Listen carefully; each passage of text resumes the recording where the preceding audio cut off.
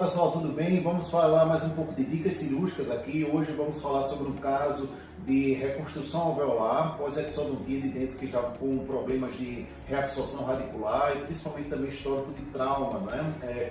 Então, na verdade, eu tenho um caso aqui que apresento para vocês um caso em repouso. Um paciente se queixava tinha um histórico, na verdade, de um trauma há um tempo atrás nos dentes anteriores, e esse trauma evoluiu para um tratamento de canal e depois evoluiu com o tempo para desconforto. O dente começou a entrar em mobilidade, dor e aumento de volume, né? Então aqui o aspecto clínico dela sorrindo, evidenciando já uma alteração de coloração desse periodonto, dessa gengiva inserida, né? Obviamente também ela tinha mobilidade nesses dentes e um certo grau de dor quando manipulado, né?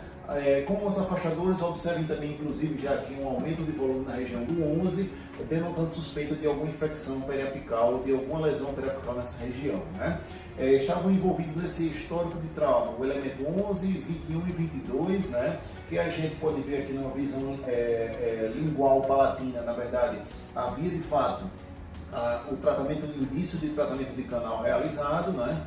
E agora na tomografia, mais uma vez, a gente observava que havia os três elementos e há um certo grau de reabsorção radicular, né? Um grande avanço de reabsorção radicular ocorrendo, por exemplo, principalmente no elemento 11 e no elemento 22, inclusive sugerindo fraturas, em alguns momentos uma fratura pela reabsorção, né? Ao observar também a possibilidade de fazer implantes imediatos, nós não decidimos fazer nesse momento por conta do estudo tomográfico que, para minha interpretação, foi um estudo que tinha uma espessura óssea bastante reduzida para colocar implantes imediatos pós-exodontias, né? Então esses dentes estavam condenados, mas nesse momento nós decidimos reconstruir o alvéolo e não colocar o implante de forma imediata, né? Então o que nós pensamos? Observem aqui também, por exemplo, alguns graus de reabsorção, alguns graus de espessura óssea, como aqui, por exemplo, bem fino, 3,75 na região do 22, né, de espessura, embora tivesse altura em quantidade suficiente. O periodonto também é um periodonto fino, um fenótipo gengival fino, né? E a questão das infecções presentes. Então tudo isso nos fez levar a um caso de reconstrução alveolar primeiro, para depois a colocação dos implantes. E a dica cirúrgica para esse caso é, primeiro, trabalhe com estudo virtual. Planejamento virtual em implantodontia, mesmo que você não vá colocar de imediato os implantes, mas o planejamento virtual é fundamental. Então foi assim que nós fizemos com o escaneamento dos dentes, das arcadas, né? A oclusão e assim como também o arquivo que faz com que a gente consiga fazer a simulação, a reconstrução disso virtual e o planejamento disso para impressão, inclusive de provisórios, né?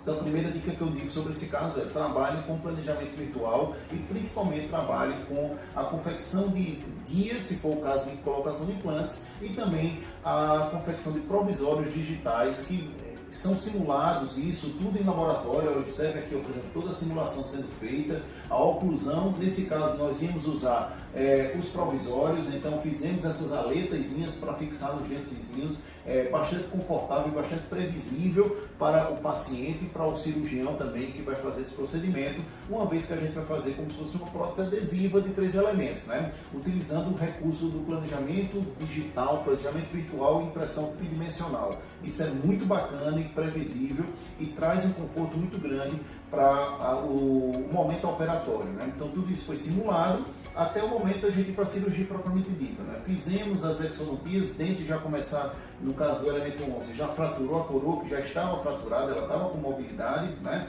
E aí a exposição desse retalho e obviamente de todo esse alvéolo, mostrando aquele aumento de volume, era uma lesão de tábua óssea vestibular e obviamente também um princípio de infecção. O elemento 11 foi removido também de forma bastante traumática, mas a parede óssea é impossível de permanecer, assim como também foram removidos o elemento 11 e o elemento 22, né?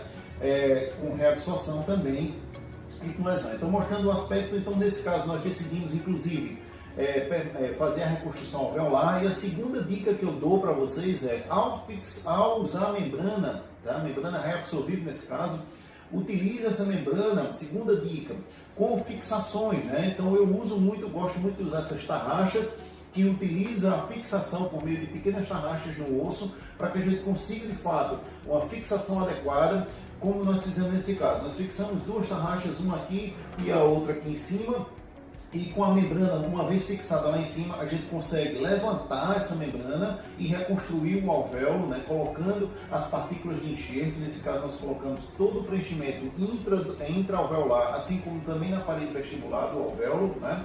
Tudo isso usamos um enxerto xenógeno, um enxerto de uma marca daqui do Brasil, a Bioinnovation, né, o Bonifil Mix, na verdade, da Bioinnovation, e utilizamos esse material para reconstruir esse alvéolo, tanto dentro quanto na vestibular. E aí fica mais fácil agora de rebater essa membrana, né, cobrindo todo esse enxerto, cobrindo todo esse material de enxertia, né, fazendo com que de fato esteja protegido todo aquele material e a membrana se acomode adequadamente na região do enxerto, e finalmente o retalho, devolver o retalho de uma forma bastante segura e previsível, fazendo com que ele se torne maleável e feche de forma bastante sem tensão e bastante um acomodamento passivo, né? Então isso aí fez com que a reconstrução estivesse realizada, mas precisávamos agora devolver a questão do provisório do paciente. E aí a gente utilizou justamente aquele modelo impresso que a gente mostrou no planejamento tridimensional, né? Então, primeira dica que eu dei hoje para vocês foi justamente utilizem planejamento digital e impressão tridimensional. Segunda dica, utilizem, se possível, sempre as tarraxas para fixar as membranas em caso de reconstrução, para que a membrana não desloque e não traga nenhuma dificuldade. E depois aí, ó, o condicionamento gengival através dos provisórios mimetizados a partir do escaneamento prévio e do trabalho de impressão tridimensional. 10 dias após a cirurgia, esse é o aspecto do paciente, e agora a gente vai esperar o tempo de reconstrução alveolar, de reparo ósseo para a colocação dos implantes em áreas estratégicas.